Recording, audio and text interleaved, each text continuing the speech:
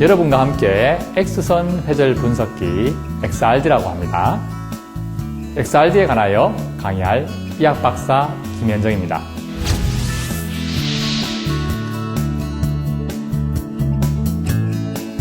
본 내용은 이제 연구장비 일반 교육 교재를 참고로 하여 여러분들께 XRD에 대하여 총 4파트로 나누어 설명을 드릴 겁니다.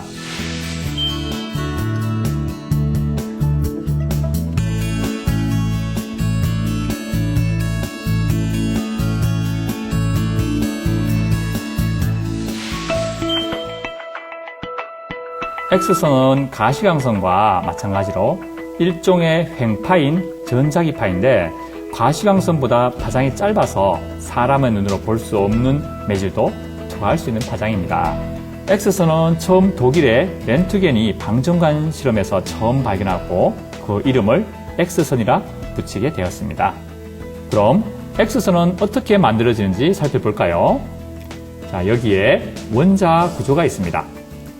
에너지가 강한 전자들이 금속 원자에 충돌하여 금속 원자들의 궤도 내에 있는 이 전자들을 밀어내게 되고, 이때 높은 궤도의 전자들이 낮은 궤도로 떨어지면서 X선 형태의 에너지를 내놓고 안정화되는 것입니다. 그림에서 보듯이 어느 궤도에까지 떨어지느냐에 따라서 K알파, K베타, L알파 등으로 불리게 됩니다.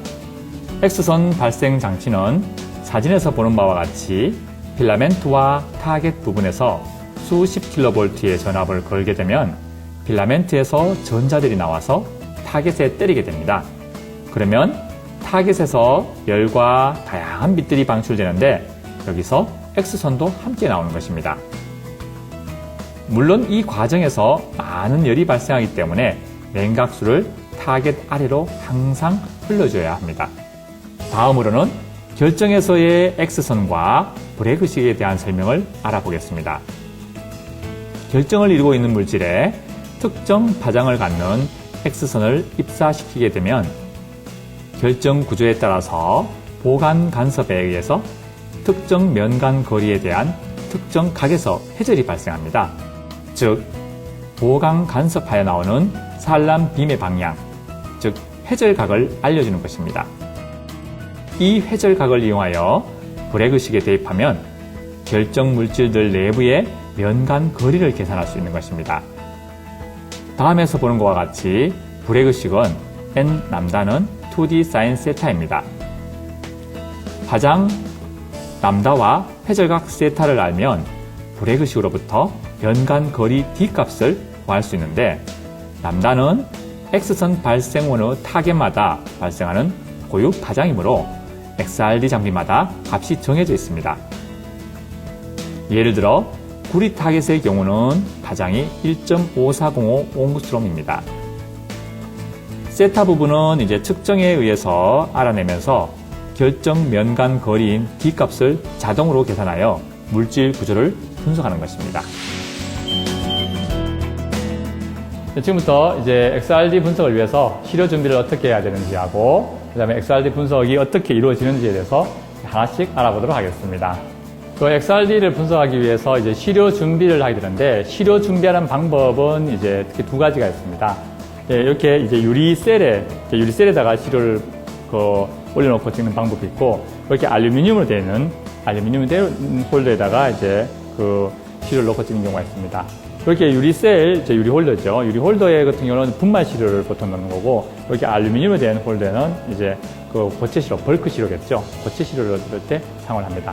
자, 그럼 시료를 먼저 분말 시료 만드는 것에 대해서 먼저 보여드리도록 하겠습니다. 자, 이쪽에 보시면은 분말 시료는 이제 막자 사발을 갖고 분말을 곱게 갈아줘야 됩니다. 갈아줘야 되는데, 이 갈아주는 정도가 어느 정도 곱게 갈아야 되냐 하면은 일반적으로 손으로 만졌을 때 까칠함이 느껴지지 않을 정도가 적당합니다. 입자가 고우면 고울수록 실제적으로 이제 더 좋은 데이터를 얻을 수가 있습니다. 먼저 갈아서 충분히 갈은 다음에 요거를 시료를 이제 유리 홀더에다가 시료를 이제 뜹니다. 이 홀더에다가 올리고, 유리 홀더 중간에 홈이 파져 있습니다. 홈이 파져 있는데 홈 파져 있는 부분에다가 시료를 올린 다음에, 자, 이제 유리판으로 아주 매끈하게 다져주도록 하겠습니다. 다져주게 되면은 이제 양가에 있는 부분들은 다 제거를 하시고요. 네. 중간에 홈 파진 부분에 이제 그 시료들만 안쪽에 이제 남기게 되겠죠. 자, 이렇게 해서 표면 자체를 매끈하게 만든다면서 이렇게 해서 시료에다가 XRD 시료에다가 장착을 하셔서 분석을 하면 되겠습니다. 벌크 시료에 같은 경우는 이 알루미늄 홀더에다가 이제 장착을 해야 되는데 안쪽에 차륵이 있습니다. 차륵을 이게 뾰족하게 만든 다음에 자, 이 시료를 정센터에다가 이렇게 놓습니다. 놓고 수평인 이 유리판으로 그대로 눌러주십니다. 눌러주시게 되면은 이제 이 알루미늄 홀더와 이 벌크 시료가 수평을 이루게 됩니다. 자, 이렇게 수평을 이제 이루게 되겠죠. 이렇게 수평을 이룬 상태에서 이제 시료에다가 이제 XRD 시료 자체를 이제 기계에다가 장착하셔서 분석을 하시면 되겠습니다. XRD의 그 내부 구조를 먼저 살펴보고 난 후에 이제 분석을 시행하도록 하겠습니다. 자, 내부 구조를 보시면은 여기에 이제 X선 발생 장치가 있고, 그 다음에 시료를 장착하는 이제 홀더 부분이 있고, 이 옆에는 이제 검출기 부분이 나눠집니다. X선 발생 장치를 먼저 살펴보면은 요 안에는 이제 요렇게 생겼습니다. X선 발생 장치 자체가. X선 발생 장치를 이제 보실 때는 특히 이쪽에 보시면 이제 크롬이라고 적혀 있죠. 크롬이라고. 크롬이 적혀 있는데 여기 크롬 타겟이라는 겁니다. 한마디로 크롬판에다가 그 전자들을 때려서 X선을 발생한다는 그런 의미가 됩니다. 그래서 여러분께서는 이 X선을 이제 사용하실 때 이 타겟을 어떤 타겟을 사용했는지 반드시 체크를 하셔야 될 것 같습니다. 그 X선이 나오는 장소는 이제 여기 보시면 요 한 부분과 두 부분, 세 부분, 요 뒤에 네 부분 이쪽에서 X선이 나옵니다. 얼핏 보기에는 이제 그 램프처럼 생겨서 이 X선 발생 장치에서 이쪽에서 X선이 나오지 않느냐라고 생각할 수 있는데 이쪽에서 나오는 게 아니고 이제 이쪽에서 나온다는 거 이제 잊지 마시고요. 이제 타겟은 이렇게 생겼습니다. 자, 준비된 시편을 이제 XRD에다가 장착을 해서 분석을 해보도록 하겠습니다. 자, 준비된 시편을 이쪽에서 이제 홀더에다가 장착을 이제 시키게 됩니다. 시키고 정확히 센터에 맞춰서 장착하면은 나중에 이제 이 X선 이제 발생 장치에서 X선이 나옵니다. 나와서 이 시료에 주사가 된 상태에서 회절이 일어납니다. 회절이라는 것을 이 검출기가 0도부터 이제 90도까지 움직이면서 이 회절되어진 그 X선 픽들을 피크 형태로 이렇게 나타나게 됩니다. 자, 그러면 이제 기계를 한번 가동시켜 보도록 하겠습니다. XRD를 이제 가동함에 있어서 가장 먼저 하셔야 될 것이 냉각수를 틀어주는 것입니다. 자, X선 발생 장치 자체가 가동 시에 높은 전압에 의해서 많은 열이 발생하기 때문에 제일 먼저 이 냉각수를 틀어주셔야 되겠습니다. 냉각수를 틀어준 다음에 이제 본체에서 이제 파워를 올려줍니다. 자, 본체에서 이제 파워를 올려주도록 하겠습니다. 자, 본체 파워가 이제 올라갔으면 나머지는 컴퓨터에서 모든 것이 구동이 되기 때문에 컴퓨터로 이동해서 자, 하나씩 구동하는 방법을 보여드리도록 하겠습니다. 자, XRD를 이제 구동함에 있어서 제일 처음에 이제 방사능 표시를 이렇게 눌러줍니다. 이 방사능 표시를 눌러주는 것은 이제 기본적으로 20kV 2mA의 이제 전류를 공급해 주는 것입니다. 공급해 준 상태에서 우리가 찍을 때는 이제 35kV의 20mA의 전류를 흘려주면서 시료를 찍을 겁니다. 그래서 이 방사능 표시 먼저 눌러주고 그 다음에 여기다가 제가 35kV 자 20mA를 입력시켜서 이제 파워를 올려보도록 하겠습니다. 자, 세트를 이렇게 눌러주면은 얘들이 35kV까지 올라가고 이제 20mA까지의 전류가 공급이 될 겁니다. 그러면서 35kV 파워의 이제 X선이 나오게 되는 거죠. 나와서 시료에 이제 주사를 하게 됩니다. 자, 이렇게 한 다음에 이제 여기서 이제 어디에다가 데이터를 내가 모으겠다 하는 데이터 방을 먼저 설정해 주어야 이제 얘네들이 그 결과가 그 데이터 방으로 도착하겠죠. 저는 이제 CSI라는 창에서 창을 하나 만들도록 하겠습니다. 여기서 1번이라는 방을 만들겠습니다. 1번이라는 방 안에서 시료도 1번이라는 시료를 하고 오픈을 하겠습니다. 그러면 시료 파일명이 1이 만들어지고 샘플명도 별도로 이렇게 1번이라고 하겠습니다. 그 다음에 하셔야 될 것이 분석 조건입니다. XRD는 이제 여기서 주의하실 게 몇 도에서 몇 도까지 내가 찍겠다. 이러면 10도에서 이제 한 90도까지 찍겠다. 라고 이제 그 찍는 각도를 설정을 반드시 해주셔야 됩니다. 그 다음에는 이제 요 스텝인데, 이건 일반적으로 0.05도씩 움직이면서 내가 그 피크를 찍겠다고 설정해 주는 것이 이 스텝 방향, 샘플링 W라고 하는 겁니다. 그 다음에 스캔 스피드를 정해 주셔야 됩니다. 요거는 얘가 3으로 하겠습니다. 요 3의 의미는 뭐냐면은 1분에 3도씩 움직이면서 찍겠다는 그런 의미입니다. 자, 요렇게 조건을 10도에서 90도까지 0.05도의 스텝을 가지면서 분당 3도씩 움직이면서 데이터를 얻겠다는 그런 의미가 되겠습니다. 이렇게 다 되었으면 바로 측정에 들어가도록 하겠습니다. 측정을 누르면은 이제 창이 나타나면서 이제 분석 데이터를 하나씩 모으게 될 겁니다. 자, 잠시 기다려 보겠습니다. 자, 분석이 시작되게 되면은 이와 같이 그래프가 나오기 시작합니다. 제가 분석할 때 10도에서 이제 90도까지 분당 3도로 분석이기 때문에 약 한 20분에서 30분 정도 시간이 걸리면은 이 분석이 다 완료가 될 겁니다.